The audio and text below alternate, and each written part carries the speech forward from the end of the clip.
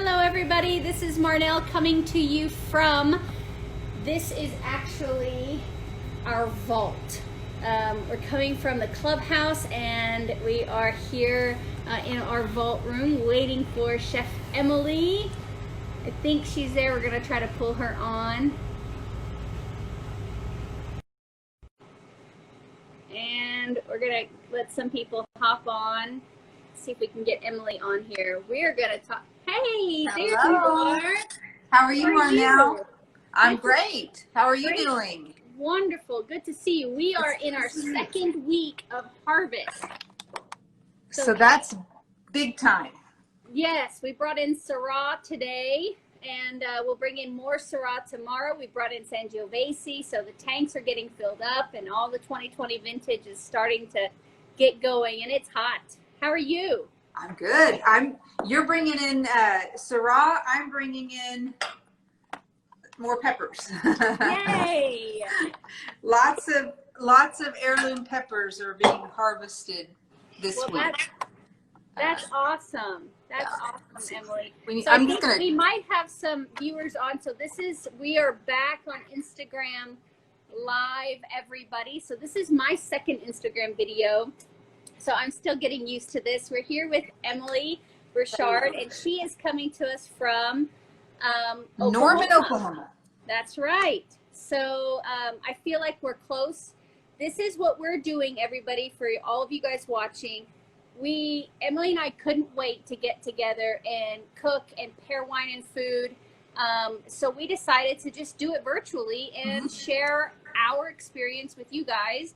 And hopefully in a couple of months, Emily will be here live in our salt kitchen in real life, not live, in real life. That's the hope. Yes. So, yeah, we've already started kind of sketching out some ideas, and I'm really excited. We're looking to highlight a couple of your different types of grape and wine, and some recipes that are to come. And in the meantime, I'm giving you just a couple little helpful hints or a short, simple recipe that kind of highlights what's going on in the season, which I could go any direction. This is the best time of year, Yeah, it is. you know, for our produce. And hopefully this all culminates into a very fun cooking event where we do that together. I'm excited to see how that turns out. Where we You know what? We're going to do it like Julia. We're going to cook with wine, and some of it will go in the food. Okay. Good. So Emily, for our viewers, real quick before we get started, would you just tell them a little bit about your background in case we have some new folks on? Sure. So my biggest claim to fame today is that I'm a mom of four, married to one, married to one, mom of four, and I have kiddos that range from elementary school all the way to my oldest son is graduating from high school this year.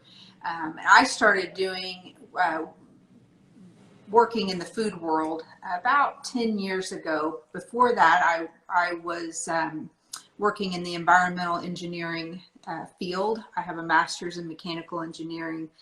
And once I started having babies, I stayed home with them, and just based on, you know, how God works, just the perfect timing, just at the right time, I saw an advertisement for the Pillsbury Bake Off was taking recipes. This was 10 years ago, and I submitted a recipe that was one of my family, one of the things I made for my family all the time, specifically my husband and I. And out of hundreds of thousands of applicants, I was chosen as a finalist to participate in the Pillsbury Bake Off. And from that point, I gained relationships with other foodies. I was on a couple different news, like cooking demos on the news station, in the newspaper. And then from there, I started writing recipes and publishing them on my blog, Food for a Year. I started that blog about that time. And one thing led to the next, and now I teach cooking classes, write recipes for a couple different companies. I teach adults and kiddos all year round. And so one thing led to the next. You and I happened to meet, and now here we are. That's right. So, like I said last week, you guys go check out Food for a Year blog and look at Emily's Instagram page. Like I told Emily, your family eats well. I mean, that food is gorgeous. Thank so, you. what do you have for us today? So today, one of the things that I was hoping to do was just take something that we all enjoy that really is a year-round treat and bring it into the specific time of year where it fits into this season, but give you a couple simple tricks that are going to make what's easy even easier and even tastier. So we're going to look at hummus. Hey, I love hummus. Well, it goes with everything. So Yes, you it can does. have it in the fall and the spring, and so as I showed when I first said hi to you, I was holding this. So I'm going to show you. These are all sweet peppers from my garden, just red, sweet. See, that looks like a giant strawberry. I know. Yeah, it's beautiful. And this is another really good sweet pepper. Looks like it would be hot, but it's not. I have a couple other types. I grow everything from heirloom seeds. And so this morning I roasted a bunch of my red peppers. And that's what this looks like here. So And if you don't want to do what? And that's just roasted in a pan in the oven. Yeah, just roasted on a sheet pan in an oven. And I'll walk through the details. If that seems overwhelming to somebody who's watching, it's going to be included in the recipe that I'm going to tag Kiepersol in this evening. But if you don't want to go to that trouble, which most people don't have access to all these yummy peppers, maybe you have red bell peppers at the grocery store or something. I would just recommend buying a jar of already roasted red bell pepper, drain it, and then you can start where I am right here. So, and those jars of roasted peppers come in the olive section of the grocery store? Yes. Perfect. And so if you love the flavor of roasted red pepper hummus, you don't have to just have it in the summer when peppers are in season. That way, this carries all year round. And what I have, I've already done a lot of it, but I just want to show you how easy, if you have roasted your own peppers. These were in the oven for 20 minutes at 400 and the skin blistered, and they've cooled since then. And I'm just peeling off some of the skin and taking out that seed and stem portion. And so I'm going to put the flesh in one pile and the seeds and the skin and stem in another. And you could throw in, I have a couple, although they look the same, I know the difference. I have a couple hot peppers, and I'm going to throw one into our hummus, just a little bit. For a little kick. Just a little. We want to have all the senses we want them all to wake up. And so what we want is between half a cup and a cup, just depending upon your flavor. That's what's nice when you make your own hummus, is you get to be the boss of what your flavors are. So I've got already about a cup of roasted red pepper. And that's one thing. That's just going to set aside. I want to talk to you about my and anytime I'm talking, Marnell, interrupt me if you have a question or. I am taking it in, okay. And the phone is it's on a stand. It's kind of far, so I kind of have to do this weird thing where I lean in to see who's watching. And I'm leaning in. But I can't read the words, so I know people are waving, but you're too far from me. Well, and I do see people, so if I see something, I'll address it. But, good.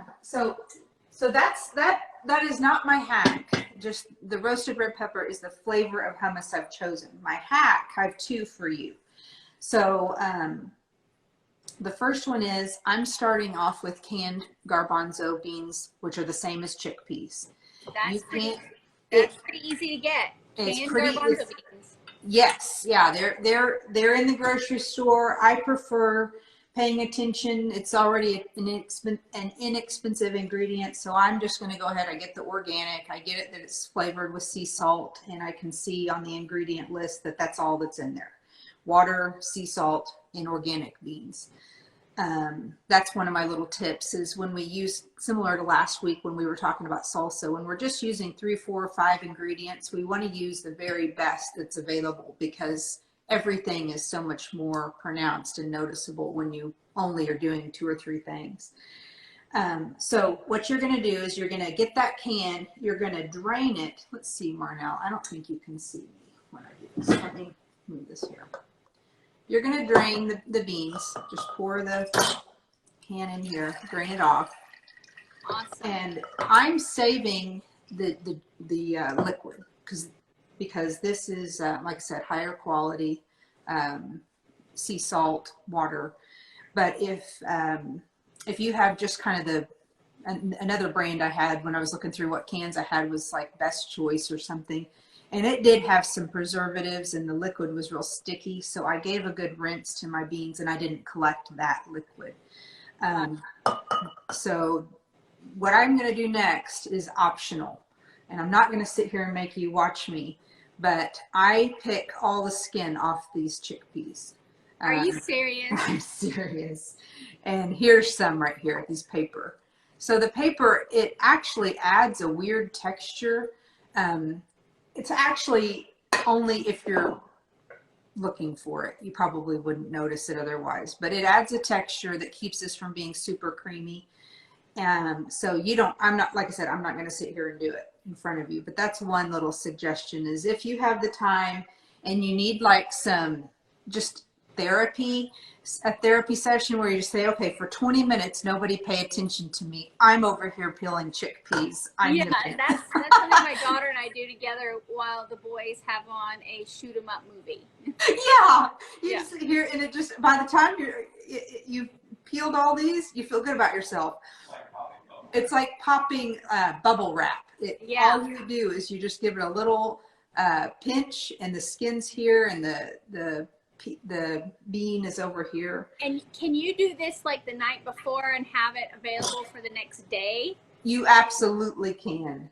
And you can totally skip it. Clearly, I'm have an issue that even bothers me in the first place. So you can skip it if you want, or if you have an extra 20 minutes and feel like doing it. I think we all have an extra 20 minutes these days. Yes, especially for some therapy. Yeah.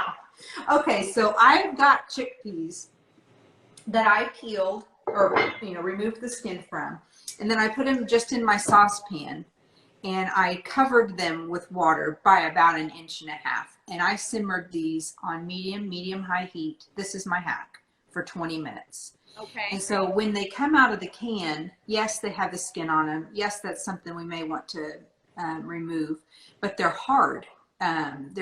They've been processed, but they're still hard, and they're going to leave a grainy texture in your final product. But when I simmer them for 20 minutes, they are just the most tender and smooth, silky little bean. So that's my hack, is use a can, give them a rinse, and then give them a simmer for like 20 minutes. Okay. That I can do this so far, Emily. I've got this. You've got this. Okay. I've got this. So once we have that done, I'm just going to put these in my food processor. And this can be a blender as well, correct? Yes, Magic Bullet blender. This is, let's see, I calculated it out. It's just under 2 cups drained of garbanzo beans. So just whatever piece of equipment that you have that will hold, by the time we add olive oil, a little bit of liquid, and these roasted red peppers, you want something that can hold 3 to 3.5 cups of product. There's a little bit of cooking liquid down in the bottom of mine. I'm going to go ahead and add that in here because I know that I need to add about 1/2 cup of water to thin it out. That was about 1/4 cup to start with. So I'm going to get rid of that. And then to that, I'm just adding my my roasted red peppers that I've already peeled and mostly de-seeded.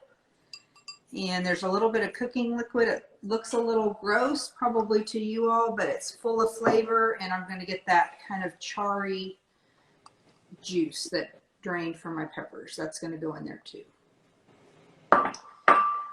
Now, the other thing that makes hummus is tahini paste. And you can find tahini paste at just your local grocery store. Can you spell that for us, please, Emily? It's, let me look at the, I don't want to spell the wrong thing. I didn't even put you on the spot. Yeah, I'm just going to show you, and I'll tell you too. It's the Tahini. Okay, and is that kind of that sour taste that hummus has? So what this is it's kind of the texture of peanut butter, but it's roasted sesame seeds that have been taken to the texture of peanut butter, but it's sesame seeds. Nice. And so I'm choosing no salt added tahini paste. And I also looked at my ingredients to make sure that those sesame seeds were roasted first. So those are two important things. No salt, and you want it to be roasted sesame seeds because the raw probably has a and is that bitter flavor. I would imagine. So just to follow you through this, I would go to the Asian part of the store. You know, where I buy soy sauce. Where do I find that tahini paste? Yes, you're exactly right, Marnell. You would go soy sauce, curry paste, the rice noodles, that little section that has teriyaki, soy sauce, marinades. We all know that section. That one where you're like, I'm not sure what I want to get or what I need to get here, but we get the soy sauce and the sriracha there. That's what we get there. So yes, we still know tahini paste. So if you don't want to use tahini paste, this has, let's see, I would say this has 2.5 or 3 cups. So this is going to make 4 to 5 batches of hummus for me. Okay. It lasts in the fridge for a very long time. But if you don't want to do this, the real thing that it provides is that nutty background flavor, but it also adds a little bit of fat because it's that texture of peanut butter and a creaminess. If you don't want to do this, just go ahead and add more olive oil. So we know we've got that luxurious. Oh, don't bark. I'm still waiting for that ingredient that makes it kind of tart. Yeah, I don't know if that's lemon juice for you. Or do you add lemon juice to yours? That lemon juice is an option, and I have one here to sprinkle some in. But yeah, are you talking about what brand is that at the grocery store? Sabra, I think, yeah. I don't know if that's a preservative that's in there that makes it stay stable for longer. I'm not sure. That's interesting. Maybe someone in the comments can let us know what that is. Yeah, there's something besides the olive oil and the beans and the tahini paste. So that's it, and the peppers. And the peppers, and we're going to add a little bit of olive oil, but I'm going to do that as it drizzles. So I promised through my Instagram and our conversations that I was adding these 2 hacks, and the first one is removing all those skins, which is kind of an OCD, and then the other one is giving these garbanzo beans a good 20-minute simmer in hot boiling water in order to get a really tender product.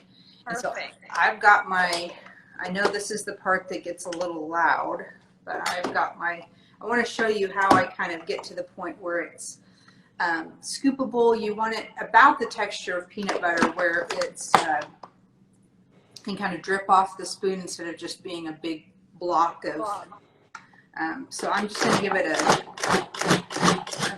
a gentle pulse to start the process. And then I'm going to add I want to make sure I'm telling you what I'm going to tell you when I publish this recipe. We're going to do between 1/4 cup and 1/3 cup of olive oil. So I'm going to do a pulse and drizzle. I'm impressed with how you measure out a cup. How I measure? Yes, that's super impressive. That's like our bartenders. Yeah, you would probably do it. You're probably good at some things like I would be like, I don't know how pour an ounce really well, but I can't pour a cup really well. Well, and then what we still have is salt to taste. So we're going to start with half a teaspoon. That's the worst, is forgetting salt. I don't think you can overcome the missing that on the palate. So I've got a half a teaspoon I started with.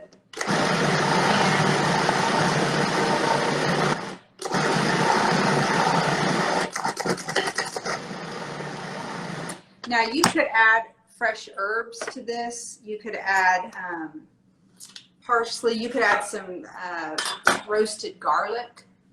So good. Yeah, so good. You could add fresh garlic to this, but I really want the sweetness of those roasted red peppers to be the main flavor. So I've added about a tablespoon of lemon juice to give us that sour note. And then I'm going to add, get my liquid here, about a quarter cup of this liquid I told y'all to reserve. And if you didn't save your liquid, just water. Water or chicken broth or vegetable stock. Okay. Work. And I'm going to get this going again. And I'm going to give it a taste.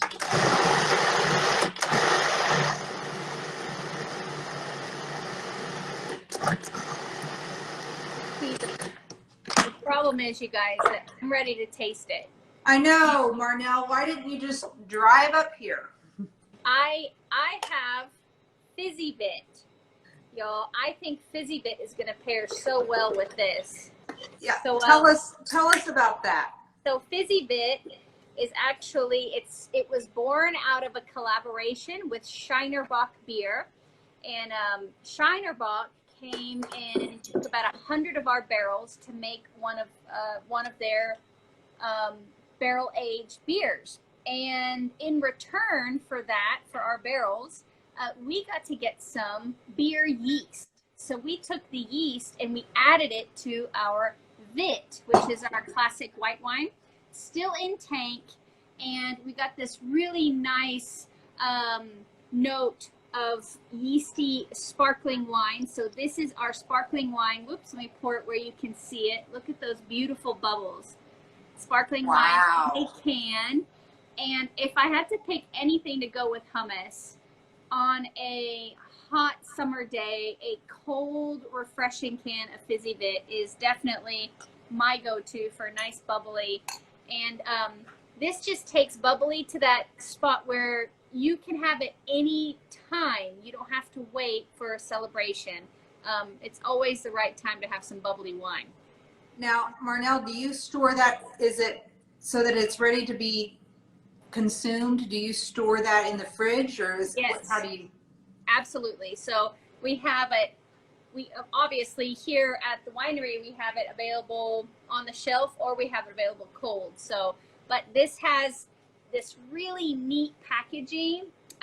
Kelly Doherty, our brand manager, does this packaging, and this is a matte finish plastic seal on here, and it's just great for the cooler. So where labels are falling off in the cooler and glass bottles are slippery, and even beer bottles, those labels will fall off. These just kind of stay in place. So for fishing trips and camping trips and water floating down the river and all the outdoor things, this is kind of the easy go-to. And one four pack, which now one's missing, is actually the equivalent of one bottle. So. Oh, wow. And you know what? We're running a special. I feel like I'm doing an infomercial. No, hey, what we're doing is telling people what they need to know, how to make hummus and what the good deals are. And what wine goes with hummus. So yes, we're running a special on this right now. They're $9.99. Oh, so, wow. Yes. Wonderful. Good stuff. So if you guys are interested in getting this from us, you guys give us a call and we'll put it together, come through the drive-through. Okay, I've been up there, and that drive-through works very conveniently because you come up to where the tasting area is. Yes. There's no way to really get a clog. It's just very convenient to pull up and Plus you get the beautiful view.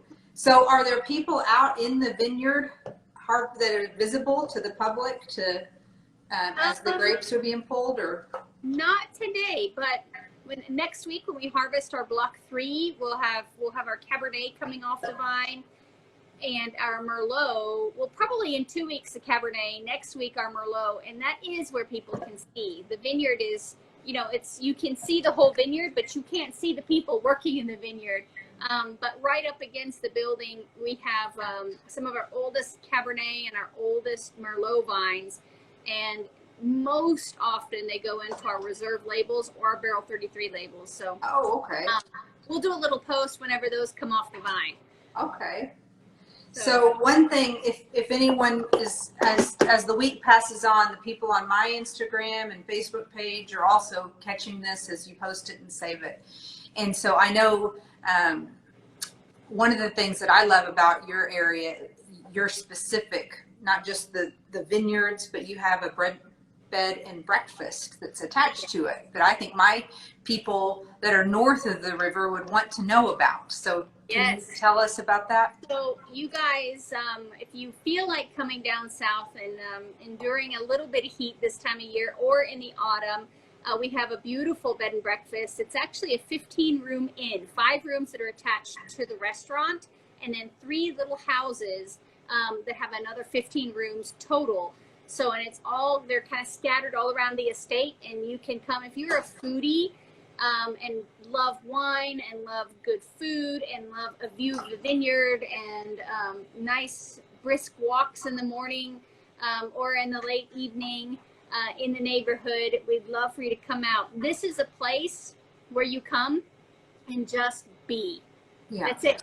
There's nothing to do except eat, drink, and be.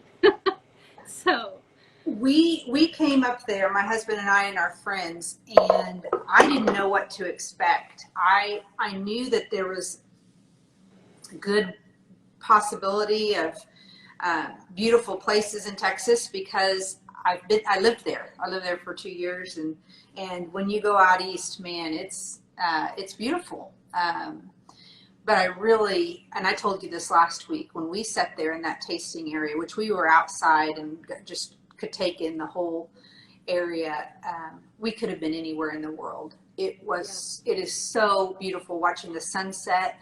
And that night we were there, a young couple got engaged out in the vineyard. I remember that. Yeah. And so it was just so sweet to feel like, you're right, you can just be, and what you're doing is you're having an opportunity to share in with some other people's reasons for celebrating. I could tell there was a couple that I think they'd just gotten married. You could just kind of tell how they were interacting, and then this family had come together to watch their son and the son on one side and the daughter on the other get engaged, and the daughter was surprised, and the fiance to be was surprised. It was just a really sweet place. What an awesome memory you have, though. That's their memory, and look, you just brought it back. So that's so cool. And for other people, if you're looking for a little getaway from my neck of the woods, it's only what was it, David? 4 hours, and it was an easy drive. Plus, you're just you're stepping out of the mainstream hustle and bustle of life, and like you said, you're just coming and relaxing and enjoying really good food. We ate at from your restaurant that night. Had delicious food. We had from just the appetizers all the way through to dessert. So it was very, very good from all standpoints. The wine, the view, the food. So thank you, Emily. Okay. So you guys, let's see what Emily has here. It looks super creamy from here. And if you can tell, that see that reddish tint? I'm looking at my lights kind of. But what I have is super creamy. Like I said, it's about the texture of peanut butter. What I like about making your own hummus is you make it watery or thinner or thicker depending upon your taste. But we're going to garnish this, and then I'm going to talk about how it tastes. So I saved a little bit of my roasted red pepper. And that way, when you're making this for friends, what's on top identifies what they're going to experience. Exactly. And then once I've got that, I'm just going to do a drizzle of olive oil so that as they're eating and dipping and serving, that they get a little bit of that sweet olive oil that is in the... So good. So good. So for those of you that did not know what hummus was, you guys, it is just garbanzo beans. Yeah. That's it. And some olive oil and some flavor. So we've got peppers from the garden. That looks fabulous. So what are you dipping in the hummus there? I knew you were going to ask me that. And I am dipping. First, I'm going to give us... I'm going to drink. One of the classes that I know you've taught and that we're talking about doing together is the charcuterie. And so I pulled together just from my garden a couple of things that I like to serve with hummus. And I put that on a board. And I'm going to show that to you right here. Gorgeous. So fresh. I have celery, which is seasonal year-round. I mean, it's not seasonal, it's year-round available. I also harvested some carrots from my garden, and because they're fresh, I had the ability to leave some of the tops on so you can just dip and eat, and you don't have to. That's fantastic. I got a built-in handle. I have some yummy crackers that had some different whole grain in it. I can't remember what it was, but a little bit of crunch texture to that. I have one of my favorite finds is some little beet crackers. Ooh. So they're gluten free. That way, whoever's eating on your board, you don't have to worry about that. But the flavor's crazy good, and you can find these.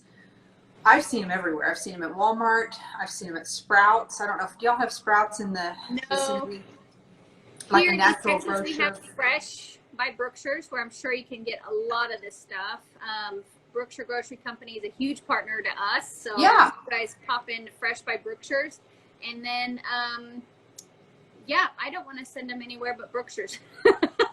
So Brookshire's, don't go anywhere else. Brookshire's. I also use some of my red peppers, so I'm sure Brookshire's has roasted all different kinds of chips, veggie chips. So I've seen sweet potato chips, and I've seen parsnip chips, and so it's kind of fun to have some colors. So just go down the cracker aisle and see if you can't find some different shapes and colors. That's what I think makes a board really pretty. And then I just have a yellow vegetable, a red vegetable, and a green vegetable. It's super That's simple. Fantastic, Emily. That and looks then I'm great. just Bon appetit.